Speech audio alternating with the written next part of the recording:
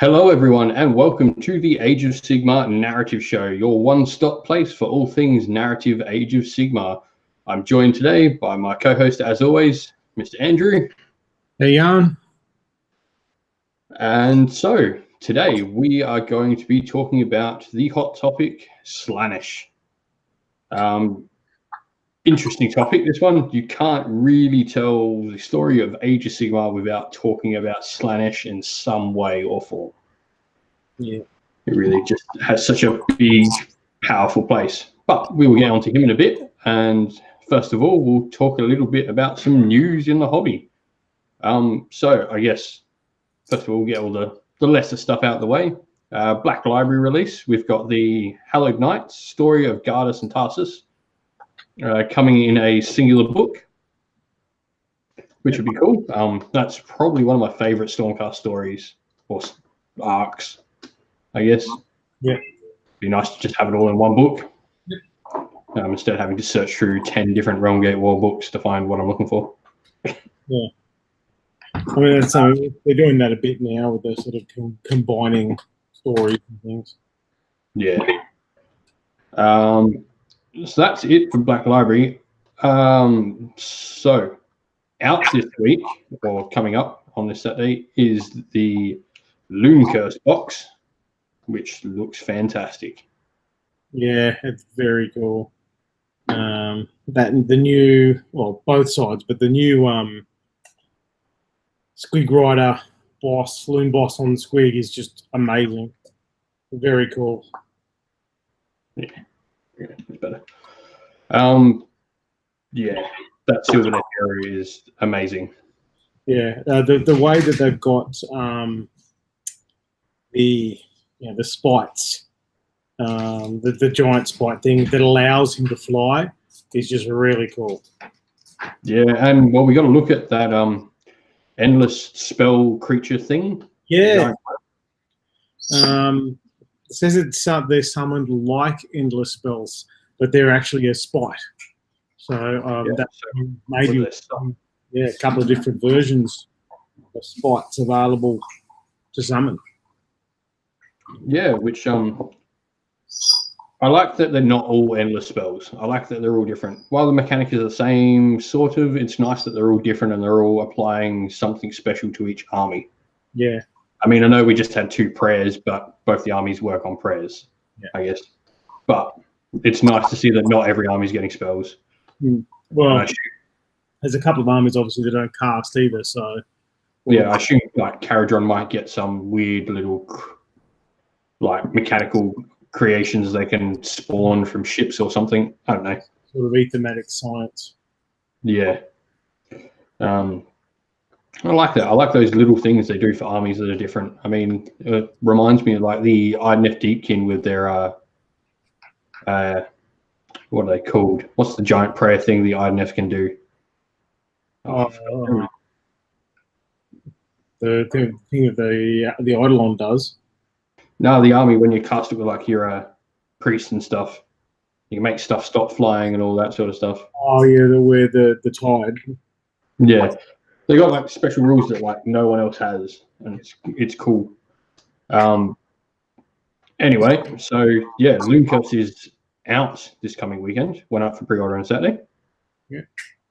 And I guess the other big news is what we got from the Australian Championship store. Yeah. We got a lot more than I was expecting. Warcry. Yeah, I can't wait for Warcry. If that's on the same level of detail that Kill Team is, I'm going to be all over that. Well, I mean, look, the fact that they've got those different Chaos factions would suggest that it's probably closer to like Necromunda. Yeah. So the interesting sort of exploration, if you like, of the different tribes of Chaos is something really cool. We haven't explored that before.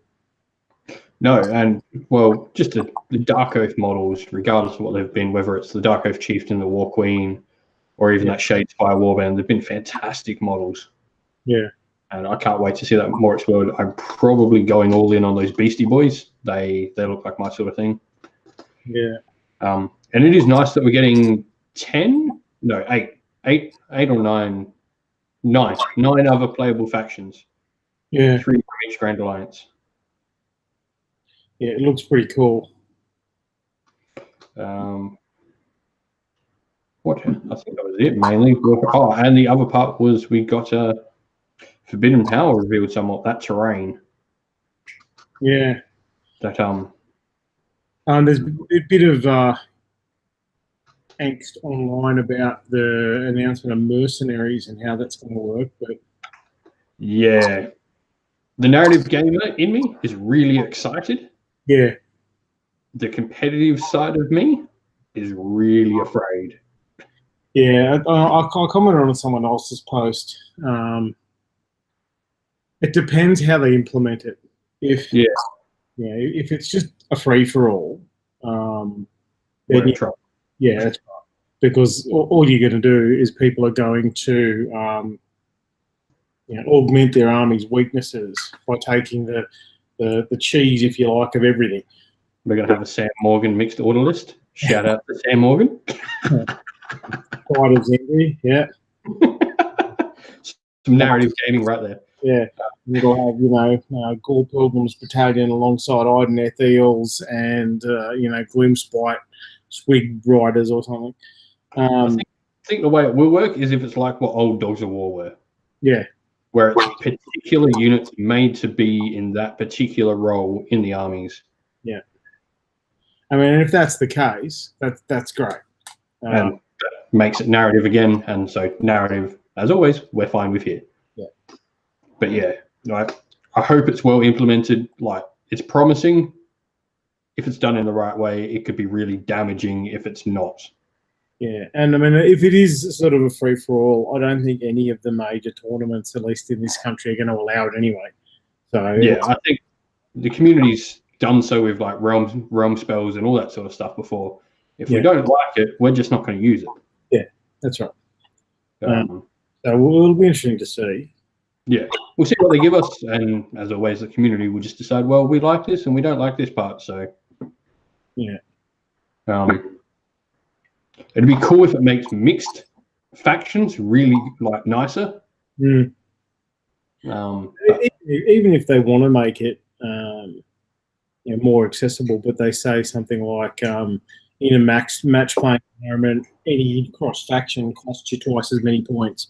The narrative guys will still give it a shot, but the power gamers won't do it at all. So yeah, be interesting to see how it plays out. Yeah. And I think that was it from that. Yeah, from all I know. Yep. So I guess hobby time. You've been up to a bit, I hear. I've been doing all sorts of things. I went to Border Wars, obviously, talked about that. With my mixed destruction, came fourth. Shock. Yep. Somehow, the narrative gamer here, fourth at a 40-player event. Yeah, 42, I think it was. We've started with the most random mixed destruction list you'll see. We're literally my old Warhammer list, rebased. I painted up a unit of orcs, and off we went. But I mean, look, to be fair, my opponents had some shocking luck in the first couple of games, and yeah, like I beat a Legion of Dagash first up, who had Nagash because it was Starfall, and all three fell into the middle of my army. So, it was just, I'll just sit there now. What's the saying? I'd rather be lucky than good. Yeah. Actually, the last game was really good in terms of the narrative because I got to play Danny Paint's pre-guild. That would be nice. It was my mixed ogres and stuff against his free. A great game. And the Guzzler Gargant took out his general on Griffin with a headbutt. It was pretty cool. Just imagine a giant just like grabbing the Griffin and pulling it in for a giant headbutt as it crushes its skull. No, that was really good. So I finished up fourth there. Also got Coolest Army Award, which was nice. Now, at the moment, I'm trying to decide what I'm going to do for Sydney Slaughter, which is coming up in about 5 or 6 weeks. Yeah. Yeah, so that's about it for you, I think. Yeah. For me, the previous week I did quite a bit. I got some Cannon and some Shadowblade Assassins done, and last week it's been a bit less progress made painting up Highborn Bolt Throwers and their crew. Yeah. All ready for the Free City. That's about it for me, really. I've got an event coming up in South Australia that I'll probably take out my Scourge Privateers again for. And yeah, then after that, it's really, besides that, it's really getting full on to getting ready for the narrative event. Yeah, I've been putting together too. I've got a whole heap of Warhammer era halflings. So I've got these little fellas. Oh, Lumpen Crook and he's fighting Cox. No, they're actually they predate Lumpen Crook. Oh wow! These are the Imperial halflings, so they've all got the sort of fluffy pants and stuff. Oh, but, fantastic. Yeah. So I was trying to think of a way to use them, and I've putting together, as I always do, putting a narrative together in my head first. And I was thinking about, because the halflings and the tree men always got on really well in the old world, if I maybe put together a sort of a little enclave of these boys that had been saved by the spirit of the hunt. I have that painted up in the cabinet. And you use the halflings themselves as wanderers. So a couple of units of archers as just glade guard, whatever they're called, and stuff like that. And yeah, little story to go around them being in a separate protected little glade somewhere in Gairan. So I'm maybe looking at doing something along those lines and digging out what I've got and having a look and stuff. Yeah. No, nice. I love halflings. Sad they went the way of the dodo in AOS, but you never know what we might see the next day. Yeah. I think if they do come back, they'll Age of Sigmar them somehow, so they'll be different. Yeah. Oh, I can only imagine like what Age of Sigmar halflings would look like. That would be quite fantastic. Yeah. So anyway, I guess on to today's topic, which is Slaanesh. Yes. The Prince of Excess, the goddess of indulgence. So I guess for those coming from a lesser knowing background of Age of Sigmar or Warhammer in general, I guess a brief description of the Chaos Gods is in order. So in Warhammer Age of Sigmar, there are technically 6 Chaos Gods. One of them is #fake dwarf. Yes. But so the predominant ones in the story, there are 5. And they are Slaanesh, that we'll be talking about today, Khorne, Nurgle, and Tzeentch. And then the Horned Rat, which is the god of the Skaven. The 4, besides the Horned Rat, sort of see themselves as the main Chaos Gods. Yeah. Although at the start of Age of Sigmar, Slaanesh is captured. We'll get more into that later. And the Horned Rat takes his place. So now Horned Rat's sort of the 4th. But the others don't see him as a 4th. But there's no opposing Slaanesh to say no. Yeah, I think it kind of goes back to very early Warhammer days when they were wanting that ultimate evil. So each of those original 4, which is Nurgle, Tzeentch, Slaanesh, Khorne, each kind of represented one of the great sort of sins, if you like. And then that's kind of gone a little bit in the wayside now. But Khorne is rage, Tzeentch is manipulation, Nurgle is corruption, and Slaanesh is lust and obsession. And they still kind of represent that, I guess. It's just not the the main way you sort of introduce them anymore. But they're still very much based on those sins. Yeah. So yeah, forget the other three, or four. We're talking about Slaanesh today. I'm sure we'll get the others in due time. Mention is, of course, Hashut, the god of the Chaos Dwarves, who we don't actually know if he exists in Sigmar, but he was there in the old world. Yeah, there's some interesting stuff in the Fireslayer tome that might lead on to stories about him, so I'm interested to see where they go with that. It would involve Forge World pulling their finger out and actually doing something, so we'll see. Yeah. Anyway, off on all that, Slaanesh. So, Slaanesh, as we've said before, she was the goddess of excess. I think the first thing to get through is talking about what excess means. Now, the number one thing you'll see people link to it, which is completely fine because it is part of it, is the whole sex, drugs, and rock and roll. Yeah. And but the thing is, it's that people get caught up on that a bit too much, I think. It's only one aspect of it. Yeah, I think like excess can be excess of anything. Yeah. There was a really cool in the 3rd edition AOS RPG where you went in and the excess was actually excess of gluttony. Found that they're not your generic limbed Slaanesh characters. These were giant, overly overweight people that were actually Slaanesh cultists, and it was an interesting sort of like campaign supplement for it. Yeah. Because it made you think they're all like noble because they're all big and bloated, but in fact it was Slaanesh. Yeah. They're indulgent on all this, and they sort of ate people as well because they indulged in all the finest meats. But yeah, I think the first thing to get past is like excess can be so much like, and then a great character in fantasy, unfortunately he no longer exists as well, was Prince Sigvold. He was a great way of showing excessive vanity. Effectively, he was Prince Charming. Yeah, he looked like Fabio. Blood flowing golden hair and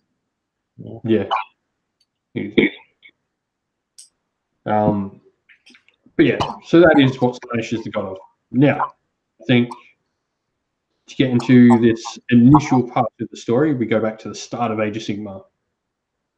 Now, when the world that was destroyed, we had Slaanesh feast on elven souls and sort of gorge all these souls up.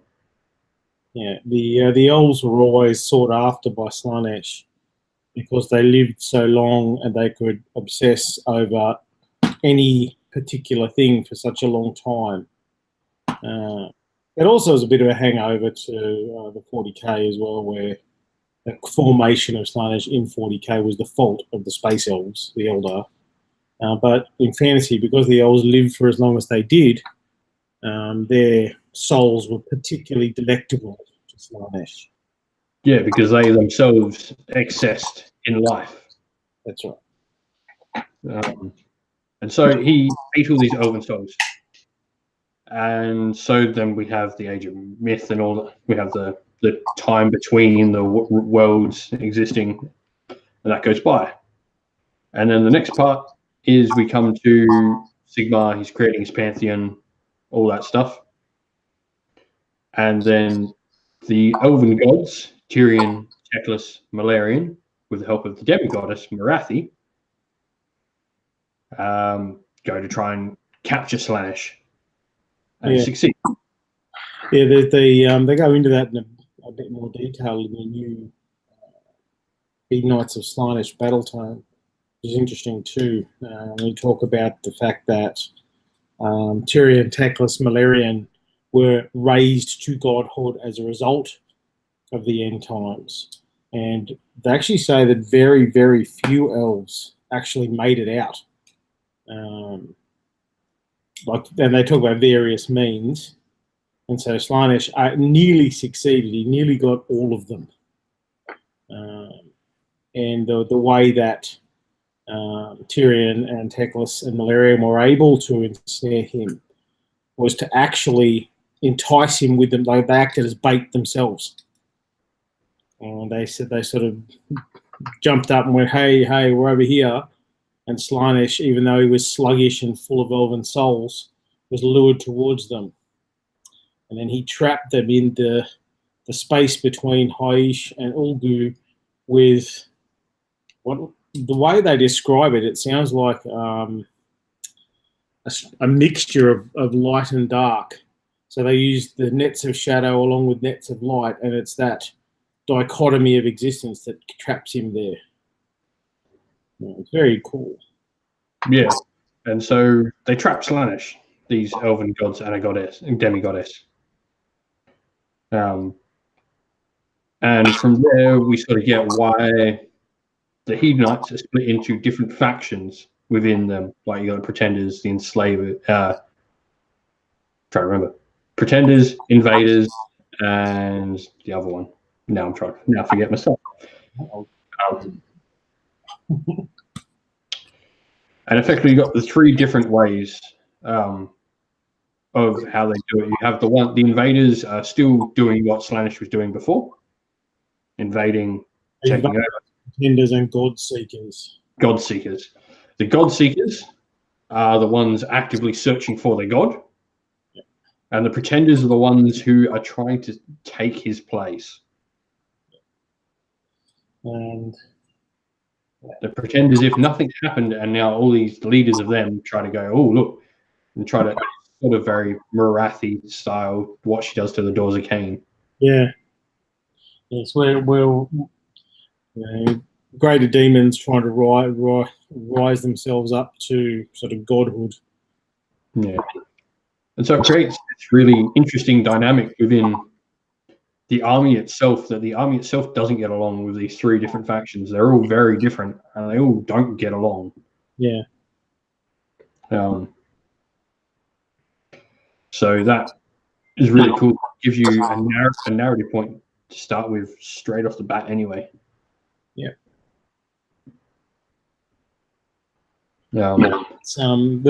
There's a few little tweaks in the new battle tone. Just looking through it, that they've sort of retconned a little bit, but for the most part, it's started the same way it was. The bit about the paradoxical trap is quite interesting. So it says that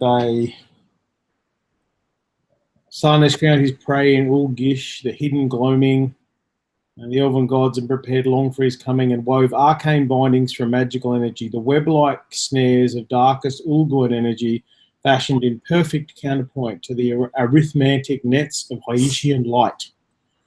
So light and dark tied him or it up. Yeah, it's such a cool story of how it starts. And of course, one would expect that one day he's going to get out. She is going to get out. Yeah. Well, given they're advancing the timeline, it will happen eventually. Yeah, well, the Necroquake was said to have somewhat weakened the bonds, and we know that Malarian and Marathi are not being very fair on the taken Elven Souls, which is another part of this, but not really important to Slaanesh's story too much. Go into it briefly. Effectively, now that they've captured him, they're extracting all the Elven Souls out of him, and each god gets a portion. When we talk about those elves in particular that come from those portions, I guess we'll talk more about this sort of subject, but it's not really all too important about Slaanesh's story. Yeah.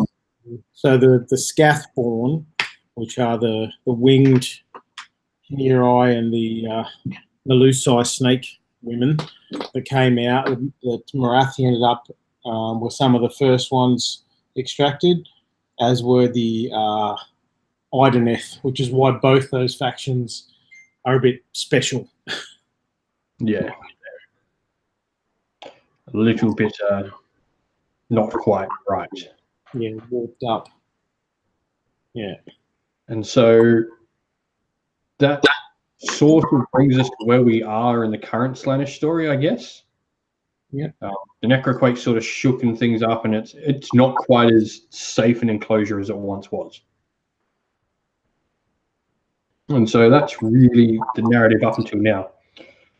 So I guess the next part is talking about building a narrative Slaanesh force, or giving some narrative to your Slaanesh force.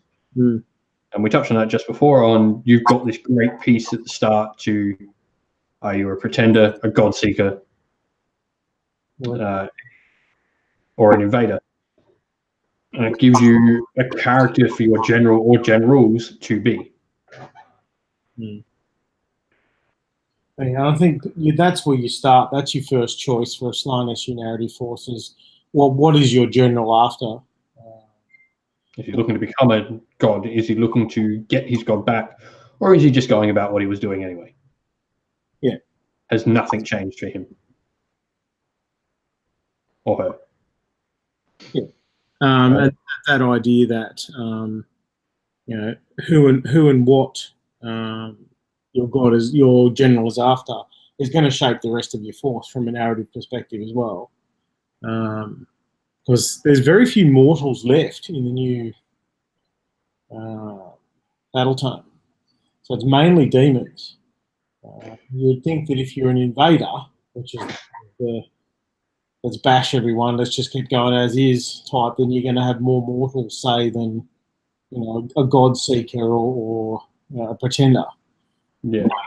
I will say with that, a lot of the allegiance ability, like the exploding attacks one and all that sort of stuff, all go off Chaos Slaanesh units.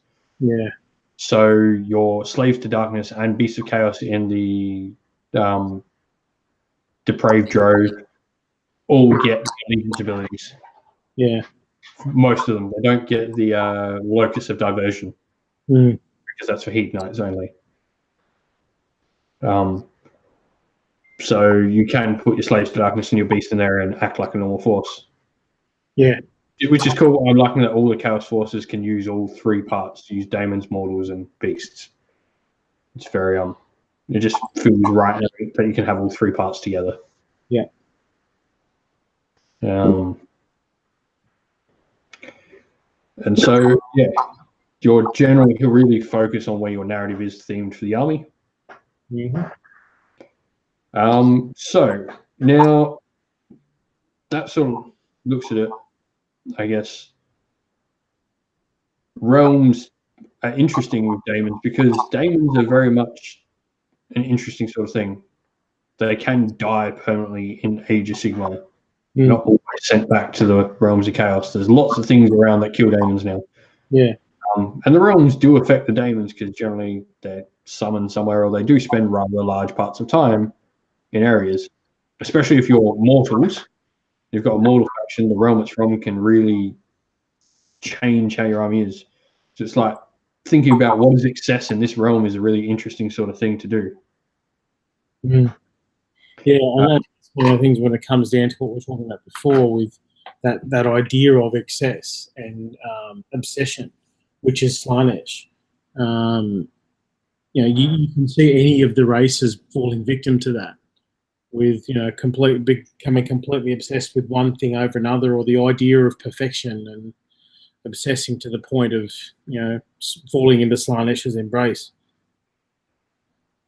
Yeah, I think the realm. What it's like we we're talking about when we did the realm show that say the realm of fire makes you much more aggressive. So the excess they might be very much a very bloodthirsty sort of Slaanesh host. If they're in the realm, if they've spent a lot of time in the realm of fire, because their excess is the excess of being the master of swordsmanship or something, while those in say Garan might be the excessive long life. So these chaos warriors that are of Slaanesh and Garan might be continuously searching on ways to extend their life because just their obsession and their excess is to live forever. Yeah. Or I don't know. Or maybe you've got an excess in the realm of beasts, and so your chaos army just has this huge amount of beasts because their excess is like almost circus-like to have this giant array of beasts and monsters fighting for them. Well, you can almost in Shamon, you could see, people obsessing about smelting the perfect weapon. So all these guys with beautifully polished armor and weaponry and things like that. Yeah. Once again, we get back into just how much the realms can influence an army and just how important they are in the narrative of the thing. Yeah. And of course, you can always mix different parts of this. Your army might be from a realm, and then it can travel to another realm, and now it's got different layers of narrative to it. But yeah, I think that's where the realms really give the just finding that excess and using the particular realm you're in. Probably another cool thing about Slaanesh is he's one of the chaos gods that really can infiltrate a city well. Yeah. Probably him and Zinch are probably the two you find most with like the cults in cities. Yeah. It's a bit harder to hide when you're a bloodthirsty warrior or a diseased, pox-ridden, bloated soul. Yeah. The Slaaneshi cults are quite easy to conceal because they start off as sort of the old sort of decadent party set. And it could just be a masquerade party that happens every month, and it's actually a Slaanesh cult, or yeah, that's right. And a house of the night. Yeah, if you go down that stereotypical route. Yeah, and so you can, I guess that segues into the next part, is using them as adversaries for your forces. So in any good narrative, your narrative is only as good as the opponent. Like any good hero that or protect, your character is only as good as the characters he is put against. Yeah. And whether that's your friend's army or an army, like there's certain armies I collect. I like to collect my own opposing armies, and my armies fight each other. That's a bit of my personal way to do it. Or I do have some narrative with some friends' armies. It's a really good way to like bring out more of your characters in your army if Slaanesh are across the table from you, and how that excess makes your army feel. Yeah. I mean, that's also being reflected now in some of the more storytelling type abilities that these models have too. A lot of the abilities of the Slaanesh characters is luring their opponents to them and things like that, which is very cool. Yeah, and I always like when the rules do something that suits the narrative. Yeah. And there's definitely a lot of rules in the Slaanesh one that promote that. Like even the extra attacks, you can imagine that like the extra attacks one is actually them going about their unholy warrior dance thing, ripping through you, and then it gets more and more deadly as you become bemused by it, and all of a sudden one extract turns into two now, and you just get torn apart by this endless, beautiful dance that your warriors actually just can't defend against because they're so mesmerized by it. Even like it talks about in the entries for demonettes, as disturbing as they are, they're still on some level beautiful, and they still entrance people. Yeah, it's an interesting thing, especially like how does your army that you play deal with Slaanesh as an opposing force, or as an enemy? Yeah. Or how has excess affected whatever narrative you've got? As those people we build free cities, and like chaos cults within our free cities is an easy way to write a good narrative for you. Yeah. Your free city. As you look at doing sort of campaigns and stuff as well, like, you know, how does that change how your narrative, your story runs? Because Molten Heart is in a former Duarden hold, there are levels of the city that are still basically sealed off. So the perfect spot for a secret cult to start. And there are lots of elves in my free city. So that would be received not too well by most of them, especially the daughters of the dismembered god, who was the Canite cult of the city. Yeah, I mean, my free city set into a mountain. There's giant magical pools of rain god rain. And so there's plenty of places to hide in giant mountain caverns.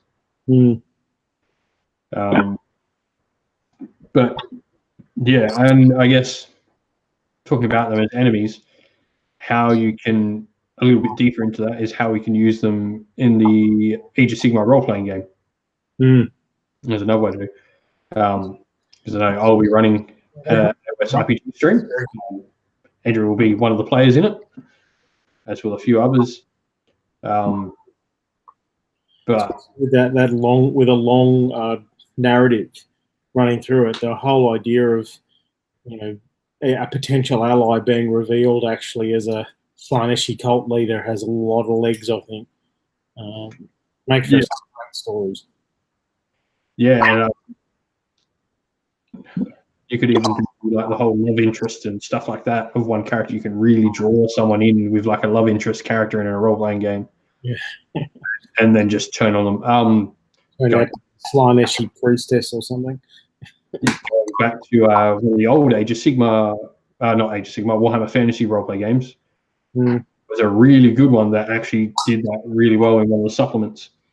That there was this rich lady, she was widowed previously, and she would pick when you read through the book, you had to pick one of the characters, and she would begin to try and court him. She was rather wealthy, so it's really easy to draw a player in when this wealthy widowed lady wants to marry him. You'll find players just go, "Oh, she got lots of money." It's really easy to draw them in, and it went like the campaign supplement went for a few. Like you would go for about 5 or 6 sessions, I reckon, and you could really build that sort of relationship between whatever player character decided to go for it. Yeah. And then in the last session, it turns out they get married, and there's no one in the wedding. He rocks up, and it's a cult. He's all alone. Yeah, and then that's where having that really solid background for your own character in a role-play game like that really plays out, because then you know exactly how they should respond, those sort of things. Yeah. It's just there's so much that can be done with Slaanesh beyond that first stereotype that everyone hits. Yeah, and I think that's one of those things that GW doing a really good job of expanding past that. Because when they first started Sigmar, and they gave us that little Slaanesh has gone missing thing, the response from the community wasn't great. They're PGing everything, and they're never going to have Slaanesh again. And they said, but they did say from the start, no, there's a story happening. And with the newer stuff, especially with Age of Sigmar 2, as we've gone forward and more of that bin's revealed, I think that they're doing a really good job of exploring, making Slaanesh more than just the god of boobs. Yeah.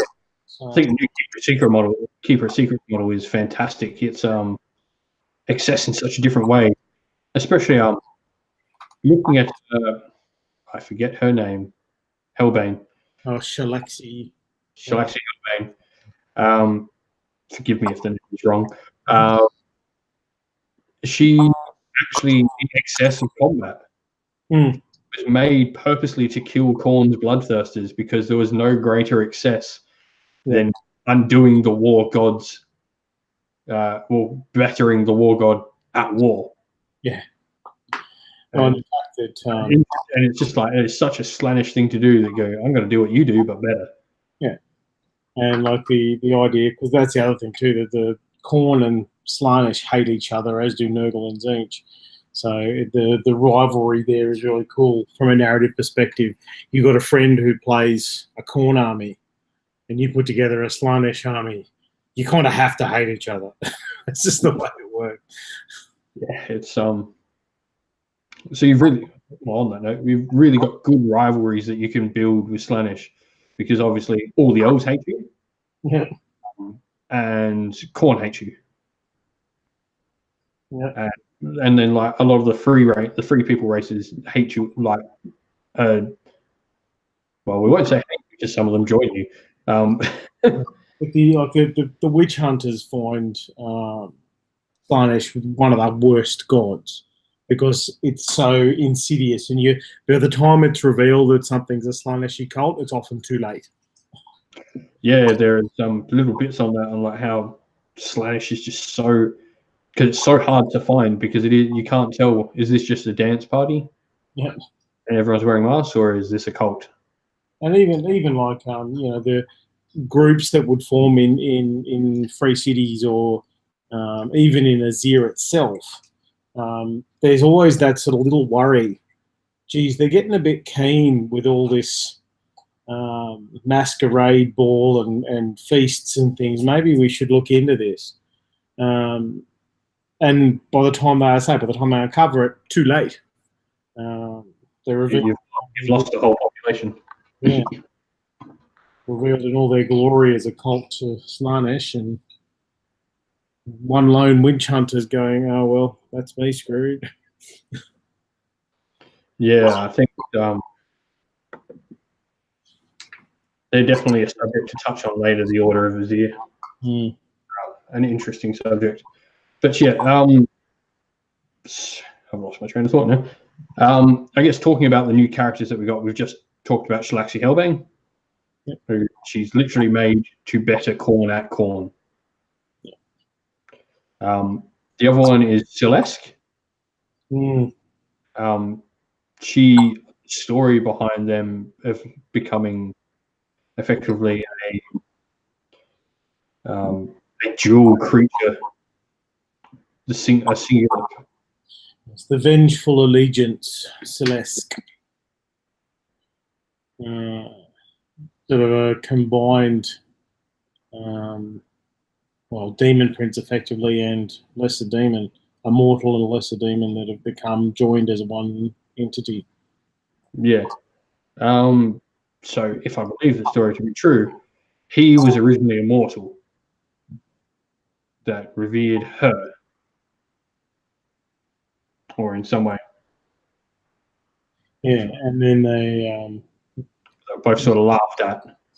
The elevation to demonhood has sort of joined them together. Yeah. And it was a bit hard to tell initially from the shots how big he is, but it's not that much shorter than the Keeper of Secrets itself. It's a pretty big model. Yeah, he's a really nice model. I really like him. I think we're discussing this before the show, though, on how easy she is going to snap. Yeah, it's going to break. So Sil Lutong was once spurned by Slaanesh's courtiers for growing too attached to those the herald had chosen for inspiration. When Sil set eyes upon the hulking mortal war slave Eske fighting the gladiatorial pits of Slaanesh's gardens, the fate of both changed forever. Mortal warrior proved to be extremely receptive to Sil's patronage, and Eske's resultant rise through the ranks of the gladiatorial pits was meteoric. Yeah, blah, blah, blah. Yeah, it's pretty cool. They're basically sort of infernal lovers that became one in demonhood. Yeah, it's a nice little story. And then we obviously saw a brand new model for the mask. Yep. Slaanesh's Eternal Dancer. Yeah. Private dancer for money. Yep. And we obviously saw the new Keeper of Secrets model, which is fantastic. I love it. And the one that we got in the Wrath and Rapture box is relatively new too, the Rapturess, Infernal Rapture. Yes, she is just fantastic. Playing her harp made out of the muscles of some poor sap's back. Yeah. So, been a long day for me. Yeah, I guess now the next part is, where do we see Slaanesh going from here? I think we briefly talked about this. Slaanesh going forward. So we've got this battle tome out now. We've got some new fluff. We're seeing the direction we're heading. We've got Slaanesh's champions and daemons rising above. Ultimately, in the story arc, at some point, Slaanesh is going to get free. Yeah. And I wouldn't be surprised to see, because there's rumours, obviously, of us getting some of the new Elven factions sometime by the end of the year. So perhaps that freedom of Slaanesh will tie in with the release of the new elves. Yeah, generally AOS battle tomes always have something to do with the narrative progressing. Yeah. We've got Slaanesh now, so now we know the Slaanesh story is solidified, and we're waiting for that next part now. Yeah. I almost think maybe Malarian might be first out of all the other elves. Yeah. He's the other one doing the naughty. Yeah, honestly, I don't know. We probably more likely, I think, probably to get Tyrion, because Malarian, as much as he's doing his own thing, his nasty shadow elves are a little bit close to the Daughters of Cain, narrative wise. So yeah, I'm wondering what we're going to get there for Valerian. I don't know. Well, I mean, there's all the rumors with the Tyrion's one of sort of the winged light elves, but I don't think GW would go that simple, given the way they've gone with these new factions. So I'm thinking Phoenix. I reckon that's where the Phoenix Temple are going to go. Yeah. Well, there's something about, they said something about, a little snippet about demons of light or spirits of light or something as well. So we might get some sort of good demon like the Seraphon were originally. Yeah. But I don't. Yeah, it's going to be certainly interesting. I think the rest of the year is really going to be focused on this Slaanesh story. Now, I know we've got Forbidden Power coming out and Sigmar's Vault's being cracked open, but Slaanesh's story is really going to be front and center now. Yeah. He's out, and she's going to be a major player going forward. Yeah. Well, as I say, like if Slaanesh was all but ascendant with the destruction of the old world, so once, even though the gods of the elves have managed to siphon off a chunk of the souls, she's still going to be ridiculously powerful. So we may see Slaanesh ascendant, which would be interesting. Yeah, most certainly. So I think that's really all there is to chat about Slaanesh. We've given you the story, and while it's so integral to Age of Sigmar, we don't know the end of it quite yet. I guess we'll come back to this when we know the end of it. I think the end of it will tie in a lot more with the elves. Yeah, GW have been really good with that progressing of the timeline stuff too. So I think it's an integral part of Sigmar now. Yeah, I keep explaining this to people when they're like, "Oh, what book do you think is going to be next?" And it's just like you've got to look at the narrative, because they always have something to do with the narrative. Everything we're seeing at the moment is very Realm of Metal based, actually. Yeah. Carrion Empire was in the Realm of Metal. The Gloomspite Gits have their major hold in the Realm of Metal. The Fire Slayers, a lot of the lodges that come up are now talking about Realm of Metal stuff. So yeah, it'd be interesting to see if that leads anywhere. But no, him on as well. Yeah, Lucas is Realm of Metal as well. The Sylvaneth factions there. Which I guess that leads to like what we're going to talk about next fortnight, which will be Sylvaneth. Yep. I think it's the obvious choice next. Talking about Sylvaneth, talking about those tree-hugging elves. A bit close to my heart. An old Wood Elf player, so I have plenty of the models myself. So yeah, I guess on to what we're going to talk about next week will be Sylvaneth. Yep. Next fortnight will be Sylvaneth. And yeah, it should be a really interesting sort of topic to talk about, Sylvaneth, because they will be another one that had the laws progressed over time, like we did with the Fire Slayers. We had stuff, and now we've got more stuff. Yeah. Be interesting to read the Lindcast book and stuff like that. We may even see the announcement of the new Sylvaneth Battletoad by then as well. I would say it's going to be at Warhammer Fest. Yeah. I'd be extremely surprised if it wasn't. Yeah. And I guess depending how Age of Sigmar releases go in the next month, we might have something else after Sylvaneth, but maybe might pen in Gloomspite Gits in there and try and get both Gloomcast armies out. Yeah. But we'll see. As the current way we're going, I had all these plans for different things, and they keep releasing new stuff on me now. stop it. My wallet can't take anymore. Yeah, it's just, well, my wallet most definitely can. I've got a wedding and second baby on the way. It's wallet most certainly cannot take this. Mm. I've been good so far this year, and finally I've broken. Yeah. I'm just hoping that Wanderers don't come out anytime this year because my wallet will cry. Yeah. Maybe you're buying stuff in preparation for the new baby, so it's the new baby's army. Yeah, well, those who haven't seen, a new little boy will be called Orion. So, completely coincidence. Just saying, my wife picked the name. I want confirmation of that now. Yeah, I will get her to post confirmation of it that she picked the name. But yeah, so Sylvaneth next fortnight. If you have any questions about them, just hit me up on Twitter or Facebook or whatever. At Dadhammer Neo on Twitter, Cineful Gaming on Facebook, or you can comment down below on this and I'll see it and we'll talk about it next time. Yep. Or on the Giant Warhammer Age of Sigmar page that I run. I'm at L2Arthur on Twitter as well, so happy to answer anything you like.